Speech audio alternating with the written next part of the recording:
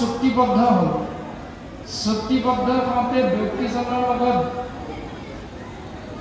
দৰ্শনটো আমি পালোঁ যে এদিনত কাম কৰাৰ বিনিময়ত 500 টকাকৈ দিয়া হ'ব কিন্তু দৰমহাটো 7 দিনৰ মূৰতহে দিয়া হ'ব এতিয়া 7 দিনৰ মূৰত দৰমহাটো দিব কিন্তু সৌভাগ্য নে দুৰ্ভাগ্য নাজানো কাম কৰিবলৈ অহা ব্যক্তিজনে মাত্ৰ 5 দিনহে কাম কৰিব এতিয়া প্ৰশ্নটো হ'ল 5 দিন কাম কৰাৰ বিনিময়ত মালিকজনে হাজিৰা কৰা শ্ৰমিকজনক কেই টকা দিব আৰু কোন দিনা দিব ক'বনে উত্তৰটো এদিনত 500কে দিম এই বুলি চুক্তিবদ্ধ হ'ল কাম কৰাৰ বিনিময়ত আৰু 500কে দিবহে দিব প্ৰত্যেক দিনাই নিদিয়ে 500টো কোন দিনা দিব 7 নম্বৰ দিনা দৰমহাটো দিব 7 নম্বৰ দিনা দৰমহা কিমান হ'ব এদিনত 500কে হ'লে 3500 টকা এটা কাম কৰিলে কেইদিন 5 দিন কিমান দিব এদিনত 500কে হ'লে 2500 কোন দিনা দিব 5 নম্বৰ দিনাই দিব না 7 নম্বৰ দিনা দিব 7 নম্বৰ দিনা দিব কাৰণ এইটো চুক্তি হৈ আছে কিমান দিব 2500 নে 3500 কিমান দিব 3500 2500 সঁচানে সঁচা কাৰণ এইটো চুক্তি হৈ আছে দুদিন কাম কৰিবলৈ নোযোৱাৰ কাৰণে 1000 টকা নিদিলে মৰম লাগিলেও নহ'ব কিন্তু চৰকাৰী চাকৰিয়াল এজনে বিহুত যদি এমাহ ঘৰত থাকেই দৰমহাটো চৰকাৰে কাটেনে নাকাটে আপোনালোকো চৰকাৰী চাকৰিয়াল আছে ইয়াত কাটেনে নাকাটে নে কাটে এমাহ যদি ছুটিত থাকে দৰমহাটো কাটিবনে নাকাটে চৰকাৰে নাকাটে ভাগৱতেও সেইটো দৰ্শনকে দিছে বাস্তৱ এইটো সঁচা কথা আমি বুজি পাওঁ সকলোৱে ভাগৱতে সেইটো বুজাবলৈ কৈছে যে তাহাৰ কি খব ফল নিবে আখি কোনে চৰকাৰী চাকৰিয়াল হোৱাৰ লগে লগে তুমি 2 মাহ ছুটিত থাকিলেও 1 টকাও নাকাটে সেইকাৰণে চৰকাৰী চাকৰিয়াল দৰা বিচাৰে মাহঁতে জীয়েকক বিয়া দিবলৈ কিন্তু গোটেই জীৱনটো শিক্ষা দিবলৈ বেচৰকাৰী বিদ্যালয়ত নামটো লগায় মেট্ৰিক পাছ কৰকচোন চৰকাৰী চাকৰিয়ালৰ নামটো নুলিয়ায় চৰকাৰী স্কুলৰ নাম উলিয়ায়নে নুলিয়ায় প্ৰাইভেট স্কুলত নামটো লগায় কিন্তু বিয়া দিবৰ সময়ত ল'ৰাটো যদি আহে দৰা হিচাপে বোলে কি চাকৰি কৰে বোলে কোম্পানীত নাই প্ৰত্যেক পিতৃ মাতৃয়ে এইটো চিন্তা যে বিয়া দিবলৈ ছোৱালীজনীৰ বাবে দৰাটো কিন্তু চৰকাৰী চাকৰিয়াল লাগিব কিন্তু পঢ়ুৱাতে প্ৰাইভেট স্কুলত পঢ়া তেতিয়া আকৌ চৰকাৰী স্কুলখন বেয়া কিন্তু দৰাটো হ'লে চৰকাৰী চাকৰিয়াল তেতিয়া আকৌ ভাল এইটোৱে হ'ল আমাৰ অজ্ঞানতা এনেকুৱা মানসিকতাৰে আমি জীৱন আগবঢ়ালে নহ'ব শাস্ত্ৰই সেইখিনি কথা কৈছে তাহাৰ কি খব ফল নিবে কি কোনে চৰকাৰী চাকৰিয়াললৈ যদি ছোৱালীজনী বিয়া দিব পাৰোঁ নিশ্চিন্ত মানে চকু দিব পাৰিম তাৰমানে মৰিব পাৰিম এইটো দৰ্শন দিছে তাহাৰ সি খব ফল নিবে আহি কোনে তাৰ আৰু জীৱন চিন্তা নাই কিন্তু কোম্পানী চাকৰি ক'ব নোৱাৰি কোনদিনা গুচি আহিব লাগে কোম্পানী বন্ধ হ'লে বহুত চাকৰি হয় গতিকে সেইটো চাকৰি পিতৃ মাতৃয়ে নিবিচাৰে হেন মতে গুণী ৰীতি বুলিলা কোনে দেৱৰীষি নাৰদে এই পৰম ৰহস্য তত্ত্বটো সেই প্ৰাচীন বৰ্হিকী ৰজা 10জন পুতেকৰ আগত প্ৰকাশ কৰিছে মানে গুৰুজনে আমাৰ আগত প্ৰকাশ কৰিছে আমি সমস্তজনকে জ্ঞান দিব বিচাৰিছে গতিকে 33 কোটি দেৱ দেৱতা আৰু যিজনে তেওঁলোকক সৃষ্টি কৰিছে সৃষ্টি স্থিতি প্ৰলয়ৰ গৰাকী কৃষ্ণ তত্ত্ব চিন্তা কাক কৰিব এক কৃষ্ণক সেৱা কৰি জীৱন আগবঢ়াম নে ওম গণেশাই নম ওম বিশ্বকৰ্মাই নম ওম সৰস্বতীয়ে নম ওম দুৰ্গাই নম কোনটো পথেৰে আগবঢ়াম জীৱন চিন্তা প্ৰত্যেকৰে নিজৰ নিজৰ ভাগৱতে আমাক সুন্দৰভাৱে ইয়াৰ বিশ্লেষণ দিছে চৰকাৰী চাকৰিয়াল লাগেনে দৰা পুতেকলে ছোৱালীলে কন্যালে নে আপুনি কোম্পানী বা চাকৰি নকৰা দৰা এটাক লাগে সেইটো আপোনালোকৰ নিজৰ নিজৰ চিন্তা পিতৃ মাতৃ ভাগৱতে কিন্তু এইটো দৰ্শন দিছে তাৰপিছত প্ৰকাশ কৰিছে দ্বিতীয় জোকা পদবন্ধে মাধৱেশে সকলে লোকৰ অধিকাৰী আপোনাক দেন্ত তেহে ভকতি বিস্তাৰী নানা দেৱতাক পূজা কৰে যত যত সত্য ফল নুহি তুমি জানা বিচাৰত মাধৱ কৃষ্ণ তত্ত্বৰ অনন্ত কোটি নামৰ এক নাম হ'ল মাধৱ মা মানে লক্ষ্মী ভৱ মানে স্বামী লক্ষ্মীৰ গৰাকী কৃষ্ণ তত্ত্বৰ এক নাম হ'ল মাধৱ আৰু সেই মাধৱেই হ'ল সমস্ত লোকৰ অধিকাৰী অৰ্থাৎ তেওঁৰ দ্বাৰা পঞ্চভূত সৃষ্টি হৈছে খেতি অপ মৰুত দিওঁ তেজ সহজ অৰ্থত হ'ল মাটি পানী বায়ু অগ্নি আকাশ এতিয়া পঞ্চভূত সৃষ্টি কৰিলে কৃষ্ণ তত্ত্বই মাধৱ তত্ত্বই কিন্তু ইয়াক আশ্ৰয় কৰি সত ৰজ তম তিনি গুণ সৃষ্টি কৰিলে কৃষ্ণ তত্ত্বই আৰু সেই তিনি গুণ সহিতে পঞ্চতত্ত্ব সমান আঠটা তত্ত্বক আশ্ৰয় কৰি প্ৰজাপতি ব্ৰহ্মাদেৱে জীৱক সৃষ্টিৰ বাবে নিজক অৰ্পণ কৰিছে কাৰ্যক্ষেত্ৰত নিজক অৰ্পণ কৰিছে এতিয়া ব্ৰহ্মা গুণ আমি যদি চিন্তা কৰোঁ আপোনালোকৰ এই প্ৰেক্ষাগৃহটোৰ নিচিনাকৈ যেতিয়া ৰ'দ আৰু বৰষুণৰ পৰা বাচি থাকিবলৈ আমি প্ৰত্যেকে একোখন গৃহ নিৰ্মাণ কৰিছোঁ সেই গৃহখন নিৰ্মাণ কৰিবলৈ যাওঁতে এজন মিস্ত্ৰী বিচাৰোঁনে মিস্ত্ৰী এজন সেই মিস্ত্ৰীজনৰ নাম হ'ল ব্ৰহ্মা কেনেকৈ তেওঁৰ লগত দুজন যোগালী থাকে এজন হ'ল বিশ্বকৰ্মা আৰু অন্যজনৰ নাম হ'ল ময়দানৱ এই ময়দানৱ আৰু বিশ্বকৰ্মা নামৰ দুজন যোগালীক লৈ প্ৰজাপতি ব্ৰহ্মা নামৰ মিস্ত্ৰীজনে এই সংসাৰত শৰীৰৰূপী দেহবিলাক জীৱবিলাকক অৱস্থান কৰিবলৈ এই দৰ্শনবিলাক সৃষ্টি কৰিছে দুজনে আমাক সিদ্ধান্ত দিছে এতিয়া কথা হ'ল কৃষ্ণ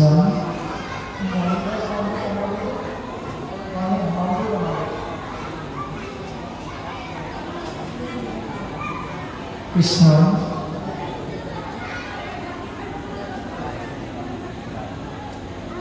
এই হাৰ্ডৱেৰ দোকান এখনত যে থাকে হিল ইটা বালি আপোনাৰ ঘৰখন নিৰ্মাণ কৰিবলৈ যিজন মিস্ত্ৰী আমি নিৰ্বাচন কৰিব শিল ইটা বালি মিস্ত্ৰীজনে বনাইছে মিস্ত্ৰীজনেতো শিল ইটা বালি বনোৱা নাই শিল ইটা বালি বেলেগে বনাইছে একোটা কোম্পানীয়ে বনাইছে শিলটো আগৰ পৰা আছে তাৰমানে মিস্ত্ৰীজনে যেতিয়া ঘৰখনহে নিৰ্মাণ কৰিছে ঠিক তেনেকৈ ব্ৰহ্মায়ো এই হৰিৰূপী ঘৰখনহে নিৰ্মাণ কৰিছে কিন্তু হৰিৰূপী ঘৰখন নিৰ্মাণ কৰিবলৈ যিকেইটা তত্ত্ব লাগে মাটি পানী বায়ু অগ্নি আকাশ এইখিনি ভগৱান কৃষ্ণ তত্ত্বই সৃজন কৰিছে মাটি ব্ৰহ্মাই বনোৱা নাই বায়ু ব্ৰহ্মাই সৃষ্টি কৰা নাই অগ্নি তত্ত্ব ব্ৰহ্মাই সৃষ্টি কৰা নাই আকাশ তত্ত্ব ব্ৰহ্মাই সৃষ্টি কৰা নাই এই পঞ্চতত্ত্ব কৃষ্ণ তত্ত্বই সৃষ্টি কৰিছে সৃষ্টি কৰি ব্ৰহ্মাক দায়িত্ব দিলে তুমি এতিয়া সৃষ্টি কাৰ্যত ব্ৰতী হোৱা যি ধৰণে মিস্ত্ৰীজনে ঘৰটো বনায় এতিয়া মিস্ত্ৰীজনে শিল ইটা বালিৰে ধুনীয়াকৈ ঘৰটো নিৰ্মাণ কৰাৰ পাছত আপোনালোকৰ কোনোবা এজনে যেতিয়া ঘৰটো সোমাবলৈ লয় মানে ঘৰ লোৱা যে নিয়ম এটা কৰে তেতিয়া মিস্ত্ৰীজনক মাতে নাই আপোনালোকে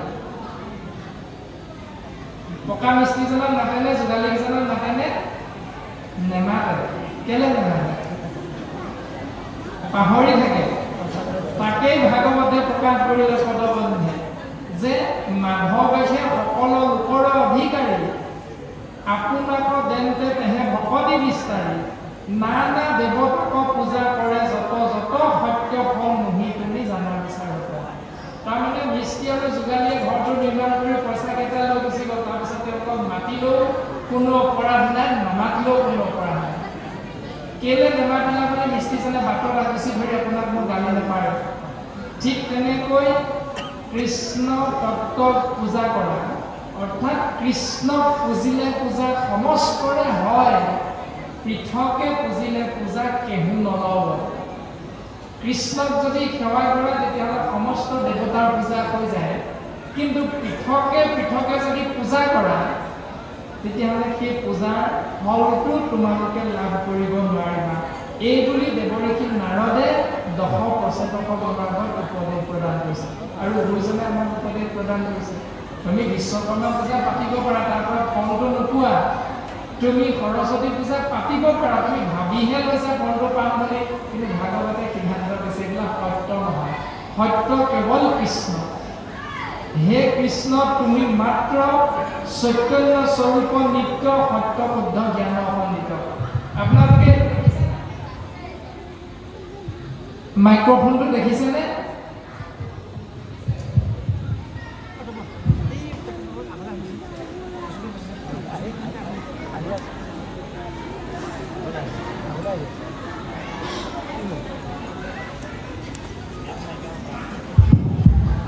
এতিয়া শুনিছে না? শুনিছে। ব্ৰহ্মদেৱে ভগৱন্ত কৃষ্ণক সুধিছিল, প্ৰভু তোমাৰ মায়াৰ বিষয়ে অকণমান ক'ব লাগে। ব্ৰহ্মদেৱক ভগৱন্ত পুৰুষে ক'লে, অবস্তুক দেখাবয় বস্তুক আৱৰি এহিটো মুহুৰ মায়া জানা নিষ্ট কৰি। এই যে দেখি আছে, এইটোৰ নাম হ'ল মাইক্ৰফোন। এই মাইক্ৰফোনটো চকু দুটাই আমি দেখি আছো, কিন্তু দেখি থকাৰ কাৰণে আপোনাৰ মোৰ দৃষ্টিত পৰিছে, সেইকাৰণে এইটোৰ নাম হ'ল বস্তু। কিন্তু ইয়াত এটা চুইচ আছে, এই চুইচটো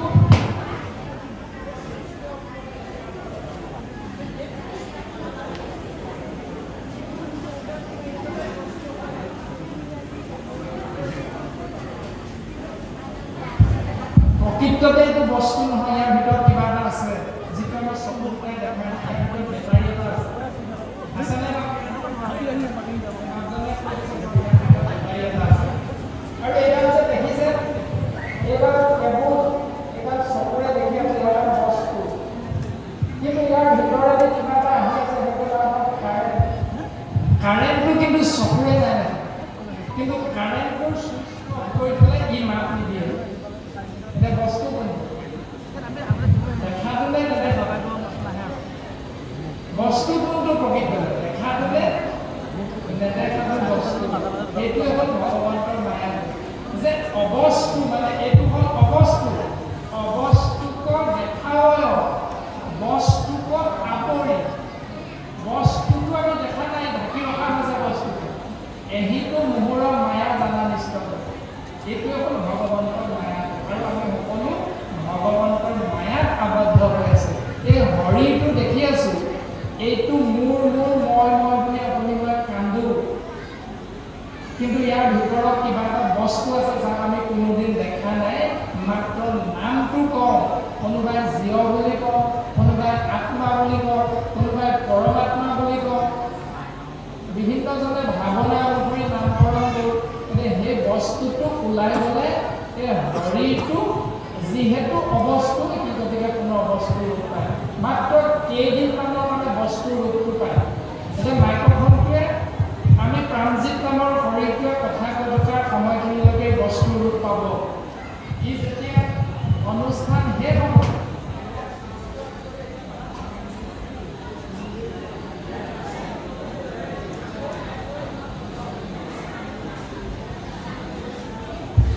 আকৌ এনেকৈ এমাহ দুমাহৰ অনুষ্ঠান এভাগ হ'ব, তেতিয়া আকৌ সেই আধা ঘণ্টা বা এঘণ্টাৰ কাৰণে বস্তুৰ ৰূপ পাব। এতিয়া মাইক্ৰফোনটো বাকচত ভৰাই হৈ গ'ল বুলি কমিটি উদ্যোক্তা মণ্ডলে ক'লে কান্দিব নেকি? আৰু পইচা দিহে আনিছিলোঁ বা তোমাক, তুমি পইচা কেইটা ল'লা, বস্তু কেইটা লৈ গুচি গ'লা, কান্দিব নে কোনোবাই? নাকান্দে। সেইটো নকন্দাটো হ'ল ঈশ্বৰৰ কৃপা, আৰু কন্দাটো হ'ল ঈশ্বৰৰ মায়া। ঠিক তেনেকৈ শৰীৰটোৰ পৰা আত্মা তত্ত্ব ওলাই গুচি যাব। আত্মা হ'ল অবিনাশী। যিধৰণে প্ৰাণজিত আৰু পল্লৱ নামৰ আমি বাপ দুজনে গৃহৰ পৰা আহোঁতে আপোনালোকৰ মাজেদি যেতিয়া আমি আহিছিলোঁ, তেতিয়া আমাৰ পোচাকযোৰ এইযোৰ আছিলনে? নাই, এইযোৰ পোচাকত আমি নাই, আমি বেলেগ এযোৰ পোচাকত আহিছিলোঁ। সেই পোচাকযোৰ আমি আপোনালোকৰ আগত খুলি থৈ আহিছোঁ।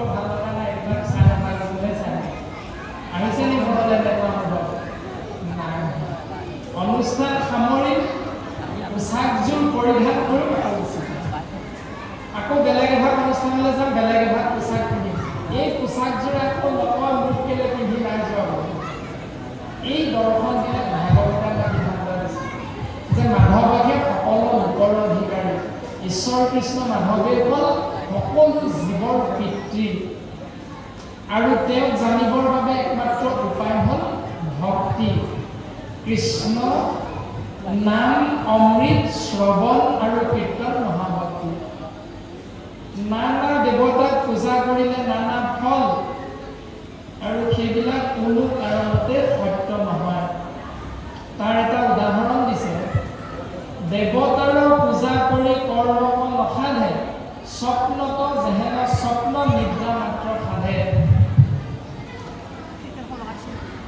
যেন বৃক্ষ মূলত ঢালিলে বহু জল অনুদিনে বাঢ়ে তাৰ পুষ্প পত্ৰ ফল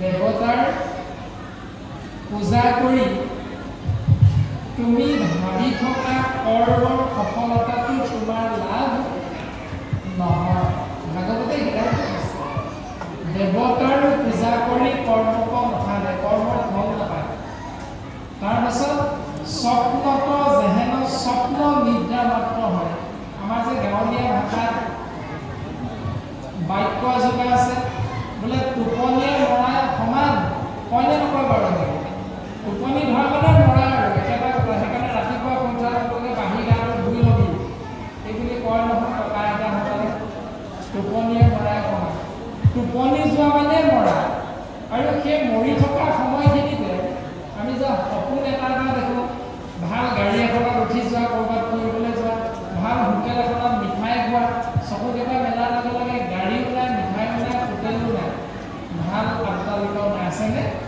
নাই ভাগৱতে সেইটো দৰ্শন দিছে যে স্বপ্নত যেহেন স্বপ্ন নিদ্ৰা মাত্ৰ হয় টোপনিটোৱে সপোন আকৌ সেই সপোন নামৰ টোপনিতে আকৌ এটা সপোন দেখিব তাৰ অৰ্থটো হ'ল দেৱতাৰ পূজা কৰা দেৱতাক যদি পূজা কৰা তেতিয়াহ'লে দেৱতাটো হ'ল মিছা টোপনিটো যেনেকৈ মিছা এই সংসাৰখনো মিছা ঠিক তেনেকৈ দেৱতাক পূজা কৰাটো হ'ল শুই থকা সময়ত এটা সপোন দেখাটো যেনেকৈ মিছা তেনেকৈ এই মিছা সংসাৰখনত মিছা দেৱতাসকলক পূজা কৰা পদ্ধতি যেন বৃক্ষ মূলত ঢালিলে বহু জল অনুদিনে বাঢ়ে তাৰ পুষ্প পত্ৰ ফল এটা উদাহৰণ দিলে যে যেনেকৈ এজোপা গছৰ গুৰিত পানী ঢালিলে প্ৰত্যেক দিনাই তাৰ পুষ্প পত্ৰ ফলেৰে সহিতে গছজোপা জাতিষ্কাৰ হৈ যাব খুব সুন্দৰভাৱে গছজোপা লহপহকৈ বাঢ়ি আহিব যদি প্ৰত্যেক দিনাই গছজোপাৰ গুৰিত সাৰ জাবৰ তুমি দি লগা নিয়ম মতে তেতিয়া গছজোপাই তুমি বিচৰা ধৰণে ফল দিব কিন্তু যত্ন কৰি পানী ঢালি ফুৰে ডালে ডালে পূৰ্বতে ফলপুষ্প নধৰে কাল মানে সময় যিধৰণে আপোনালোকে দেখিছে আম পকিব নাই হোৱা হৈছে জানো এতিয়া পকিব তথাপিতো আপুনি মই পকা আম খাবলৈ পাইছোঁ নাই পাই আছোঁ বজাৰত এইবিলাক দৰৱ দিয়া বজাৰত মেডিচিন দিয়া ফল আমি খাইছোঁ ফল খাইছোঁ কাৰণ আম এতিয়াই পকিব নাই হোৱা আৰু অলপ দিনৰ পাছতহে আম পকিব তথাপিতো বেপাৰীবিলাকে কেঁচা আমবিলাক চিৰি আনি আপোনাক মোক পকা আম বুলি মেডিচিন দিয়া সেই আমবিলাককে খুৱাই শৰীৰটো বেমাৰী কৰিছে ভাগৱতে দৰ্শনটো দিছে যে এজোপা গছত তুমি ডাল পাতত পানী দিলেও গছজোপাই ফল ফুল দিব নিদিয়াকৈ নাথাকে সেইটো সিদ্ধান্ত দিছে যে দিয়াটো নিশ্চিত দিব কিন্তু এটা শব্দবিলাক কালে নধৰ কালে কাল মানে সময় তুমি যিটো সময়ত তাৰ পৰা ফলটো যেনেধৰণে পাব লাগে তেনেধৰণে নোপোৱা যদি ডাল আৰু পাতত পানী দিয়া কিন্তু গুৰিত যদি নিয়মিত পানী দিয়া তেতিয়াহ'লে তুমি বিচৰাতকৈও পৰ্যাপ্ত পৰিমাণে ফলাফল লাভ কৰিব এই দৰ্শনটো দিছে। অৰ্থাৎ আবেলি ধান ৰ'দত দিয়ে নে ৰাতিপুৱা ধান ৰ'দত দিয়ে আপোনালোকে ধান শুকাবলৈ? আইসকলক সুধিছোঁ, ধান যে ৰ'দত দিয়ে শুকাবলৈ কেতিয়া দিয়ে? আবেলি নে আগবেলা? আগবেলা। পাছবেলা নিদিয়ে নহয়। তাৰমানে সন্তানটো যেতিয়ালৈকে আপোনালোকে জন্ম দিব পৰা ক্ষমতাটো থাকে তেতিয়াই ভাগৱতৰ দৰ্শন মতে সন্তান জন্ম দিবলৈ চেষ্টা কৰিব লাগে। যেতিয়া সন্তান দিব পৰা ক্ষমতাটো নাথাকিবগৈ তেতিয়া আপোনালোকে মোৰ ল'ৰাটো এনেকুৱা হওক বুলি ভগৱানক দুখ দি লাভ নাই। কাৰণ জন্ম দিওঁতে ভাগৱতৰ মতে জন্ম নাই দিয়া। বাসকলক সেইটো চিন্তা কৰিব লাগে যে পকা ধাননিত সাৰ দিলে উৎপাদনটো বৃদ্ধি নহয়। সেউজীয়া সজাল ধৰা সময়তে যিমানে পাৰে সিমান নিয়ম মাফিক নিয়ম মতে যদি সাৰ দিয়া যায়, সাৰ জাবৰ দিয়া যায় বুলি তেতিয়াহ'লে নিৰ্দিষ্ট সময়ত উৎপাদনটো বিচৰাটো বেছিকৈ পোৱা যাব। ঠিক তেনেকৈ নৱদম্পতি অৰ্থাৎ বিবাহ কাৰ্যত ব্ৰতী হোৱা যুৱক যুৱতীসকলে ভাগৱত দৰ্শনেৰে যদি গৃহস্থী ধৰ্ম পালন কৰে তেতিয়াহ'লে কেনেকৈ সন্তান জন্ম দিব লাগে, কেনেকৈ আধ্যাত্মিক সুখ লাভ কৰিব লাগে, কেনেকৈ সমাজখন সৰ্বাংগ সুন্দৰ কৰিব লাগে, প্ৰত্যেকটো জ্ঞান ভাগৱতে আমাক দি আছে। গতিকে এজন আশীৰুদ্ধৰ দেউতাই যদি আকৌ কথাকেইটা জানিলেও যিহেতু তেওঁ সন্তানটো জন্ম দিব পৰা ক্ষমতাটো নাথাকে, সেইকাৰণে তেওঁ হায়ৈ বিয়ৈ কৰি লাভ নাই। তেওঁৰ এটাই কৰ্ম, তেওঁ নিজৰ কন্যাগৰাকীক অন্ততঃ গৃহতে প্ৰত্যেকটো কথা শিকাই পঠাব লাগিব। কেনেকৈ শহুৰ দেউতা শাহুৱাই সুন্দৰভাৱে সেৱা আগবঢ়াবলৈ লাগিব, এইকেইটা জ্ঞান অন্ততঃ গৃহতে দেখুৱাব লাগিব। যদি দি নপঠাওঁ তেতিয়াহ'লে সেইখন ঘৰত কি হ'বগৈ জানে নহয়। সমাজত দেখিয়ে থকা হৈছে আমি প্ৰত্যেকেই। সেই দৰ্শনটো প্ৰকাশ কৰিলে যে যত্ন কৰি পানী ঢালি ফুলে ডালে ডালে পূৰ্বৱতে ফল পুষ্প নহয়। এই শিৱ মন্দিৰত টেকুল এডাল দেখিবলৈ কৈছে, বোলে কোনে বিধানী একেলে বোলে এসপ্তাহৰ মূৰে মূৰে জ্বৰ উঠি থাকে। এসপ্তাহৰ মূৰে মূৰে জ্বৰ উঠি থাকে। ডাক্তৰৰ ওচৰলৈ গৈ গৈ জ্বৰ ভাল হোৱা নাই। বিধানী এজনৰ ওচৰলৈ গ'লে ঠিক নাই, শনি পোক লাগিছে। আটাইতকৈ ধুনীয়া দেৱতাজনৰ নাম হ'ল শনি দেৱতা। শনি দেৱতা হ'ল আটাইতকৈ ধুনীয়া দেৱতা। সেইজন আপোনাৰ গাত নৰহিলে মানে কি হ'ব? পাছত গম পাইছে। গতিকে শিৱ মন্দিৰত ত্ৰিশূল এডাল দিবগৈ লাগিব। তাৰপিছত দুহাতমান 2 মিটাৰমান দুহাতমান ক'লা বস্ত্ৰ দান দিব লাগিব। দুহাতমান ক'লা বস্ত্ৰহে শনি দেৱতাক চূড়ামূৰা নাই নে বাৰু? 1 মিটাৰমান ক'লা কাপোৰ কোনোবা এজনক দান দিব লাগিব। তাৰমানে কাৰটো গ্ৰহটো কোন গ্ৰহ? মংগল গ্ৰহ। নামটো মংগল, কিন্তু আপুনি অন্ধবিশ্বাসৰ বলি হৈ কৰি পেলালে অমংগল। আৰু সেই মংগল বাৰতে ভগৱন্ত কৃষ্ণ ধৰা নামত অৱতাৰ ধাৰণ কৰিছিল দৈৱকী নন্দন পুত্ৰ হিচাপে। আৰু আপুনি অন্ধবিশ্বাসৰ বলি হৈ মংগলক অমংগল কৰি তুলিব। সেইটো হ'ল আমাৰ অজ্ঞান। এই দৰ্শনটো ভাগৱতৰ মাধ্যমে যে মাধৱৰ পূজা যেন বৃক্ষ মূলে জল, হৰিতুষ্ট ভৈৰে তুষ্ট দেৱতাসকল। এতিয়া গছৰ গুৰিত পানী দিয়াটো হ'ল ঈশ্বৰ কৃষ্ণক পূজা কৰা। আৰু যদি গছৰ গুৰিত পানী দিলে গছজোপা সুন্দৰভাৱে ফল ফুল দিয়ে, ঠিক তেনেকৈ ঈশ্বৰ কৃষ্ণক পূজা কৰিলে বাকী সমস্ত দেৱতা সন্তুষ্ট হ'ব। কিয়? কাৰণ আনৰ দেৱ জানিবা যেহেন ডালে পানী, সৰ্বলোকে পূজয় এহি তত্ত্ব নাজানে। কৃষ্ণ হ'ল গছজোপাৰ গুৰিত পানী দিলে গছজোপা সুন্দৰকৈ ফল দিয়ে। ঠিক তেনেকৈ কৃষ্ণক পুজিলে তুমি আমি বিচৰা ধৰণে সকলোখিনি পাম। আৰু অন্য হাতেদি আনৰ দেৱ জানিবা, আন দেৱতাবিলাকৰ কথাটো জানিবা কি? যেহেন ডালে পানী, ডাল আৰু পাতত পানী দিয়াটো হ'ল আন দেৱতাক পূজা কৰা। আৰু সৰ্বলোকে পূজয় এহি তত্ত্ব নাজানে। সকলো মনুষ্যই সেইকাৰণে দেৱ দেৱতাসকলক পূজা কৰে। কাৰণটো কি? এই তত্ত্বটো বুজি নোপোৱাৰ কাৰণে।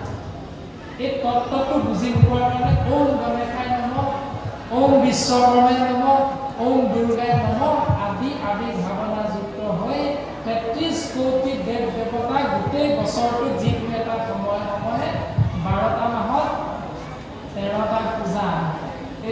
সেইখিনি আমি পালন কৰি থাকোঁ। এইখিনি শুদ্ধ নে অশুদ্ধ ভাগৱতৰ ৪ৰ্থ স্কন্ধৰ একেবাৰে শেষৰ